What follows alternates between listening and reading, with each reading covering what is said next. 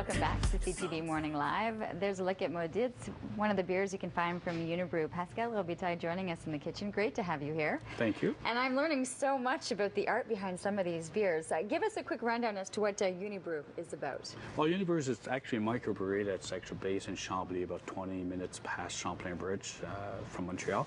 It's been existing for about 20 years. It's a brewery that brews Belgium-style ale, so beer on lees, basically, double fermentation or triple fermentations. And beers that we brought today basically are either double fermentations or triple fermentations.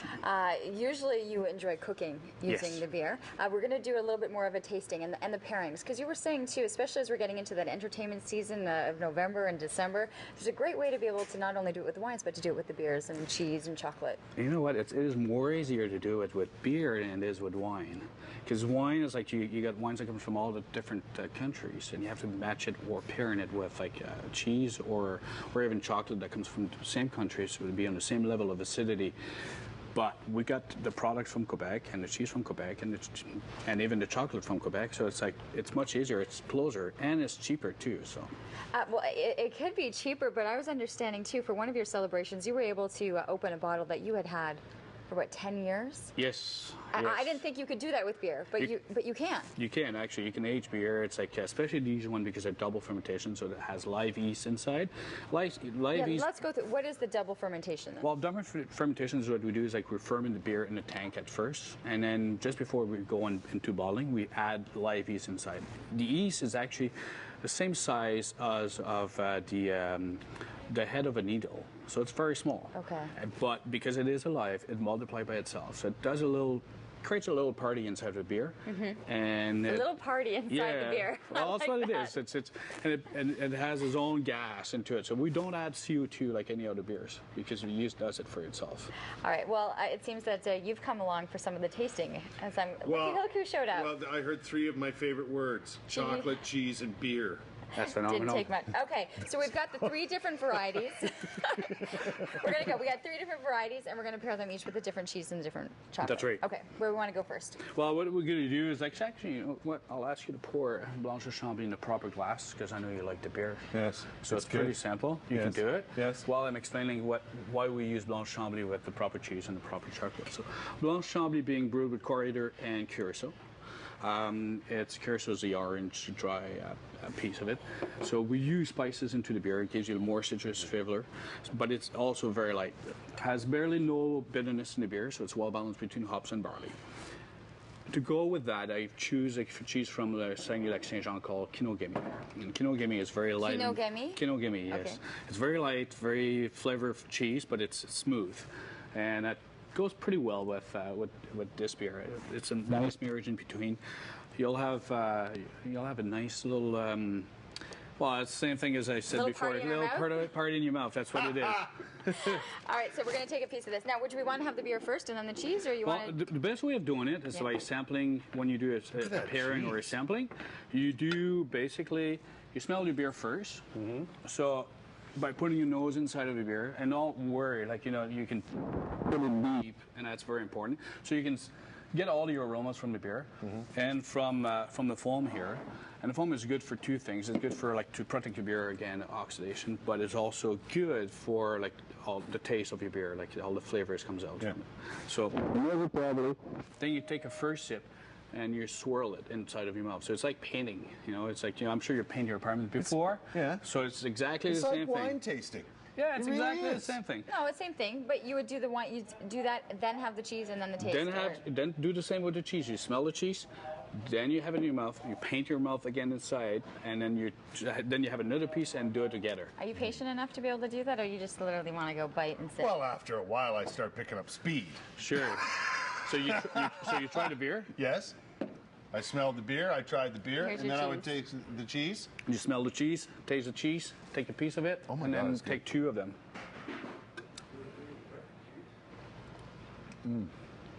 Okay, you. Sure. Sorry, I'm stealing the cheese too. It really wakes up your taste buds, eh? That's good cheese. So nice buttery taste. How's it ever? Oh my goodness. A little bit of hazelnut in the final. And then if you take another piece and you take a sip of the beer together,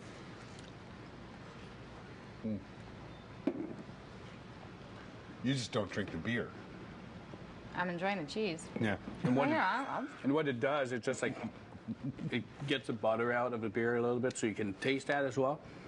And then if you take a second piece and you drink it again, you'll have a different version as well. Because the first time, what it does, it washed out. But the second time, it enhances the flavor into it.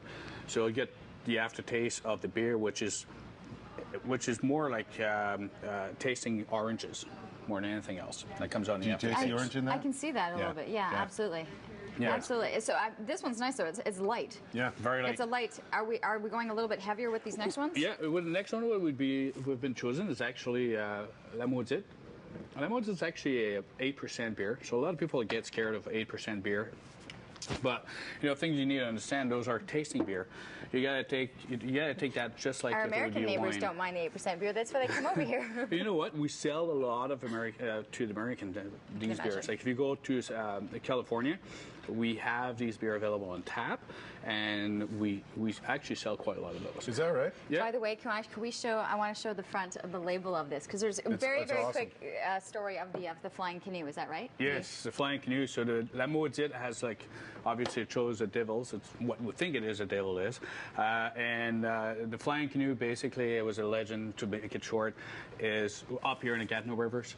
Back a long time ago, back early 1900s, people were lumberjacks, and they were doing they were called the raftmen. So they were bringing the logs down to the Ottawa River, and there was a way of transportation. But back in the Christmas time, the only way of transportation was canoeing. So the river were frozen, so there's nothing much you can do. And the guys were living early in the falls and going over to only back home only in June when everything was done. But the guys were actually wanted to see their wives or best behalf, and in order to go and see them, they had to make a pact with the devil, giving their soul to go see their best behalf. So they were flying in a canoe and go party Flying with canoe. them. So They got home. How is it? it's brewed with coriander. You have it at room temperature right now. Yeah, and you were telling me that the amount of alcohol, the percentage of alcohol, if it's This one's 4%, 8%, right? Okay, I'm gonna check. it's 4 or 5%, you would serve it at 5 degrees. That's if right. It's 8%, you serve it at 8 degrees. And if it's 9, Look it's at 9 you degrees. with all of your little beards. Pascal was telling me earlier. You know what? You should try it. Try with a chocolate? Yeah, try it with a piece of chocolate. This is you got some sea salt in there and some caramel as well. So both together. Again, you're supposed to smell it first. And then bite it. I give him and one then bite time it and then after. every sip and go. And then you have it both together. Very good. Then hey, we can have a piece of the cheese. as And you'd well. go right away going from the chocolate to the cheese? Yeah, you could. Where's this cheese from? Cheese is from, this is Pont Rouge, and that's from the central part of the province of Quebec. And here's, and it's a hard cheese. I smelled it. Good job. Yeah, it's good. Does it smells good? I love the smell, So Pont Rouge, it's a hard cheese. It's very, you get the mushroom flavor out of it. Earthy, very earthy, and it's the kind of cheese you can cook with it. You can pair it. You can just different. eat it just like that too. Yeah, totally different. And with the beer, it's because it's spicy. It ends all the flavors all together. Okay, I want you, if you can, in 30 seconds, give us the final one that The you had Trois in. Pistoles. So here you can pour the Trois Pistoles. You got less than 30 seconds. Yeah. We can pour it. Trois Pistoles is actually like a port wine, or it has a lot of fruits, anise. It's a dark beer, as you can tell. Wow. We have Léo right here. It's a hard cheese. It's actually from La Trappe à Fromage across here in Gatineau. Oh, it's all right. So it's local. So it's local. It's actually washed with maple syrup liquor. So it's an old cheddar. Very nice. And we have dark chocolate that goes with that. Trois Pistoles with dark chocolate or even Brodies. That's phenomenal. Where can people find these products? The LCBO, the beer stores, and the small balls as well, and also available on the Quebec side. Wow, And the amazing. new beer that coming out on November 6th, Unibrew 17, will be available at the liquor stores And only. award-winning? That's award-winning, best beer of the world. Imagine that. Very cool. We'll have to get you guys back to The world? demonstrate that one for us. All right, we're going to take a short commercial break. We're going to be back to wrap up this edition of CTV Morning Live right after this. That's beautiful. J'ai une maison